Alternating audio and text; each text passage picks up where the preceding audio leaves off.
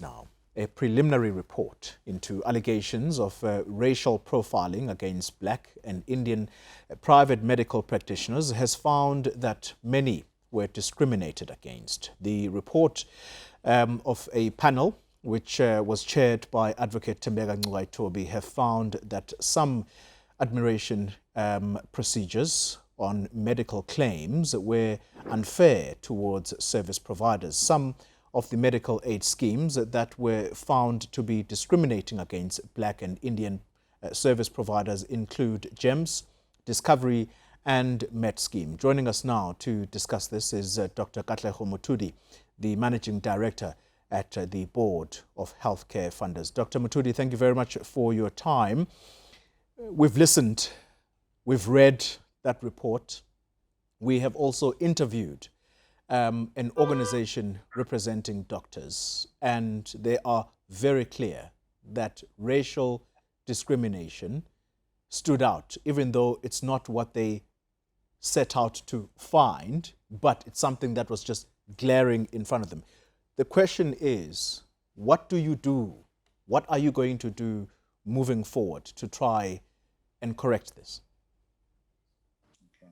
Thank you for having us, Toli. I think the first thing we must acknowledge is that racism has got no place today in any administration. The second thing is that having noted that this is still a preliminary report, we do acknowledge that the findings are serious and they have a potentially damaging impact on the industry. So we have to take it seriously. The process, however, as has been outlined by the panel, is that in the 6 weeks following the release of this interim report, the affected parties are going to be given a chance to respond so that this input can then be used to craft the final report. Having said that, though, I think there are a number of things that you can already observe. That the first thing is that there is a bias.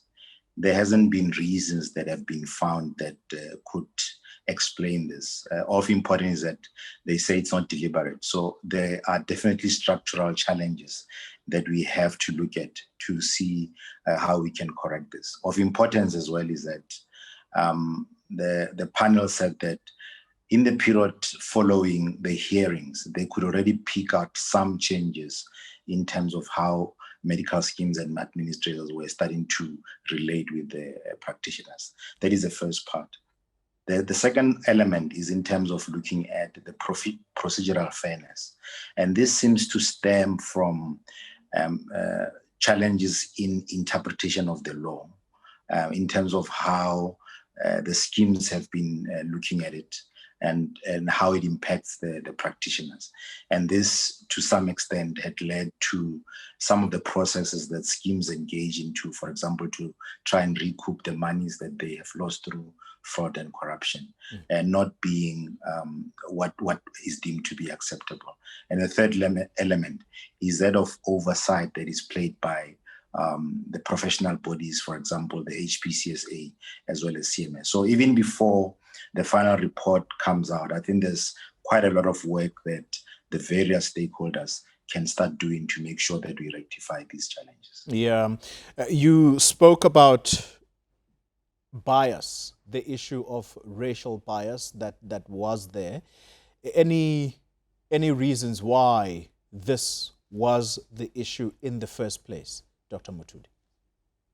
So it's still an element of conjecture because some of the reasons that were forwarded were not considered by the panel. I think one of the schemes looked at what could have been maybe demographic issues, could have been sociological challenges. The panel as well forwarded what they said could have been policy decisions that might have resulted in this. And they quoted a specific example from GEMS.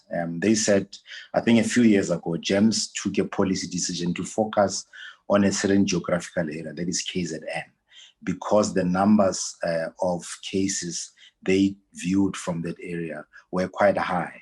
Now, by doing that, they might have made the bias even worse, because obviously there are more Black and Indian practitioners in that area, and that could have had an impact on the outcome. So I think we still need to sit down and say, because the algorithms don't point us in any direction.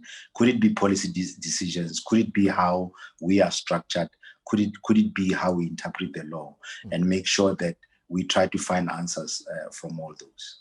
My understanding is that GEMS falls under your fold as the Board of Healthcare Funders, and perhaps it's no coincidence that you went together in court to try and stop the interim report from being published.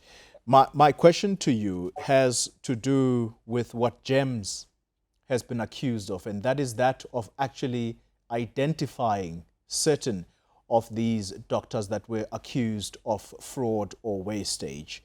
And they would then tell the patients not to go to a specific doctor because that doctor is perhaps practicing in a fraudulent behavior.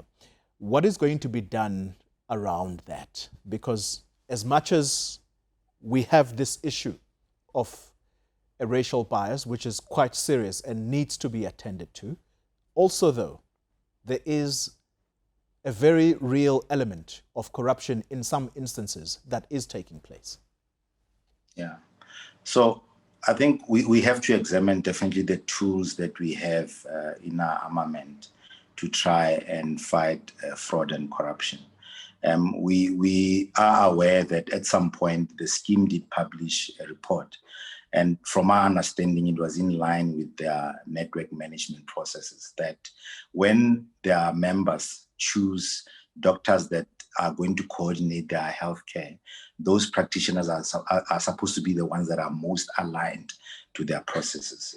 To what extent that could have been as part of this bias, we still don't know, because we're not close to the operations of the schemes in terms of consequence management. The relationship between ourselves as GEMS, other than them being part of the association, they also take part in what we call the Health Forensic Management Unit. And that facility is a platform that affords participants in the industry to share information. But we are also guided by rules, policies and procedures that definitely we have to relook at now to see to what extent can we assist the process to make sure that these findings do not surface again. So there's definitely quite a lot of work from our side as well to do an introspection, in as much as there are outcomes that are evident from this report. We have to try and find the reasons why the situation as it is, and what can we do to make sure that we do not appear to be deliberate in highlighting certain portions of our community. Yeah. Final question to you, Dr. Mothudi. You spoke also about the procedural fairness, and I'm going to ask you that in as far as the algorithms that the medical aides seemed to be using as the excuse for why many of these doctors tended to be black, colored, Indian, and not so much their white counterparts. How do you improve those algorithms so that they do not inadvertently find these doctors that are the only ones allegedly practicing fraud?